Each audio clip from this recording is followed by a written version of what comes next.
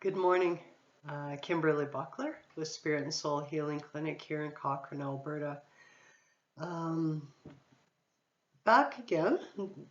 Something's been going through my mind, and I was able to sit back and think of how I can share this. And I've done it through my books, but we really need to be here to help each other out. There are so many people that are starting to waken up to become more sensitive to the energies around them, to notice that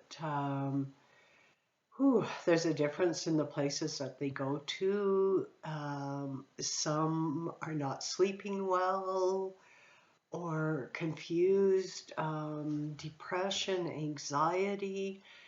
Oh, there's so many things we can go through. And a lot of times we think it's just our health that's doing it. And it's not always necessarily our health. And it's not necessarily mean that should have some label put to our names. It means that we need to stop and stand back and ask ourselves what's really going on around us. And when I start to ask questions, working with a client or someone that I meet, then it's a lot easier to find out where the chaos is coming from. I am a very strong empath. Over the last 20, 25 years, I've become more in tune with who I am, um, how I see life, how I navigate through life. And I've also picked up a lot of tools that can help both you and I go forward so that we can navigate life a lot easier.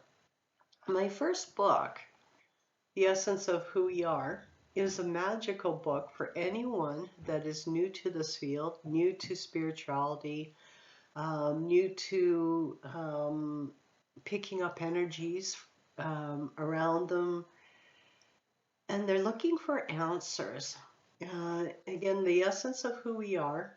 This book has some personal stories, things I went through as I grew up, things I needed to learn. It's got sharing that who we are is much beyond than what we've been taught or led to believe, and that we can also use a lot of tools to help us out. So in that one, I know there's stuff on cord cutting, clearing the energy field, working with Archangel Michael, and also learning to work with the spirit realm. Some will still say, "Oh, you're kind of crazy talking about the spirit realm," but not at all. And it's been around us ever since the beginning of time. The shaman, medicine man, medicine woman would speak with spirit. They would communicate with spirit to look for the answers. And we're still doing that today. Now it's getting to the point where we're able to support each other and talk about these stuff and not feel so scared. I also have a tarot deck. It's the Keeper of Wisdom, Keeper of Ancient Wisdom Tarot. This was printed this year. Finally got it in print. I'm very excited. I have decks on hand. And when I was thinking about the empathy and the things that we connect to, um, there's more than one card in this deck that has a lot of information. So it's really interesting. We can use this deck to help us navigate through life, to also provide some pretty magical tools that we can use as we're growing. The one that I thought of this morning was the Page of Whale. I'm going to read a tiny bit from this and share some of the tools.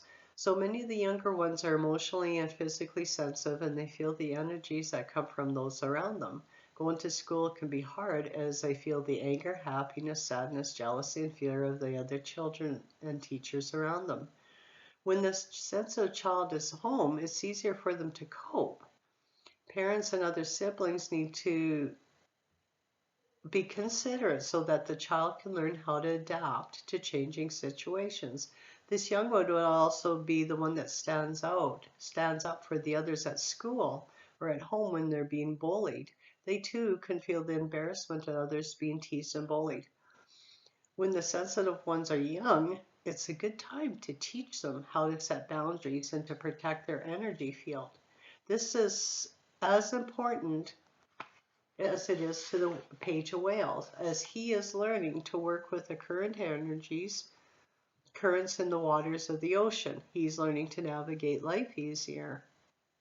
This can also represent another person, an older person. So it's very interesting. As I've worked in this field, we have people that are spiritually open at all ages. But I find a lot of times it's around our 40s that we really start to get more connected with who we are and what we're doing. We've chosen a career to work in, we've been raising children, and by the time we're 40, we've got a lot of experience behind us. So what I want to share with us is that in here, in my tarot deck, in the book, I have tools for support. So crystals that we can use when we're sensitive. Blue kyanite is an amazing crystal for empath. The blue kyanite puts on a bit of a cloak on the person using it. This helps to lessen the impact of the feelings that we're picking up on when in public. This crystal would be perfect for sending to school with the little ones. When they have the kyanite on them during the day and with them on the way home, it helps to calm down their emotions, and you will notice that the little ones are more grounded, back to Mother Earth, and their minds are not spinning. Also, working with selenite and black tourmaline will help clear negative energies, and the selenite will keep the vibration of the person up. Using hematite is perfect for keeping a person grounded.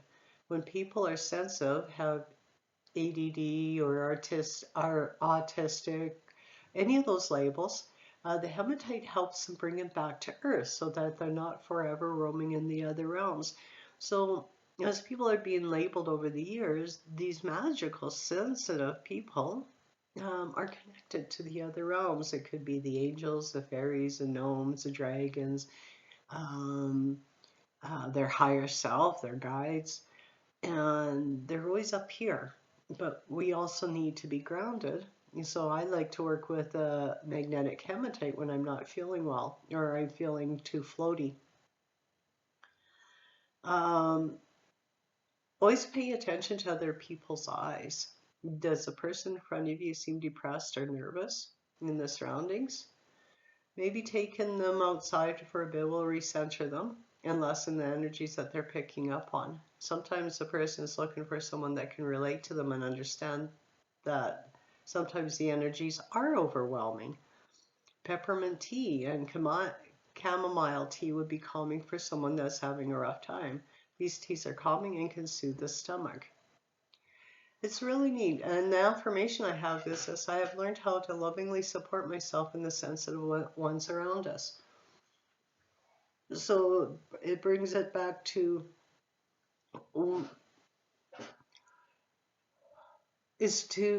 learning to be present with where we are, where we are with, what's going on around us. We can learn how to navigate the waters by working with crystals, doing meditations, keeping ourselves grounded, learning how to set boundaries too. And so sometimes when we're energetically connected and connected to the other realms, it can be overwhelming. So I always ask my guys to make sure that help me keep my field clear. And another thing I'm going to share too is that if we start hearing any negative chitter chatter, what I've done is I visualize this big, huge wooden door in my mind's eye. And when that chitter chatter is around, I close that door as fast as I can and I lock it up. The reason is, as soon as I do that, it's like somebody just turned the radio station off. My own mind is calmer, and it makes a huge difference. So if I'm going to being worried or mad or angry and this negative chitter chatter that's going on in my noggin, I close that door and I'm no longer connected to that. Working with the spirit realm is also part of my book. I felt spirits since the time I was a child. I locked it out, shut it out when I was about 11, 12 years old. I would wake up at night and see them all around my bed. and it scared me because I had no idea what was going on. Now I'm working at being able to see them again. I always do feel them, and I know when somebody's in my space. So I want you to please know that as a sensitive and an empath, that we have tools out there for us. Please don't give up. You know, if one day you're going like this and you're feeling really good and then you drop and you're feeling anxious, depression, anxiety, anger, fears, it could be anything. What that would show me is that there's something in my space. Is it somebody that I'm connected to? Do I need to do cord cutting? Is it a spirit in my space that needs help crossing over? Um, is it somebody in my field that needs some help? And do I need to do a cord cutting? Also to remember to keep my vibration up and not allow myself to be lowered by whatever's going around. So I hope you have a magical week. I hope this has helped out a little bit. My website is Spirit and Soul, or spiritsoulhealing.com. It'll be posted in the link below. If you have any questions, please reach out. Please give this video a like, and I hope you have a magical day and take good care of you. Thank you.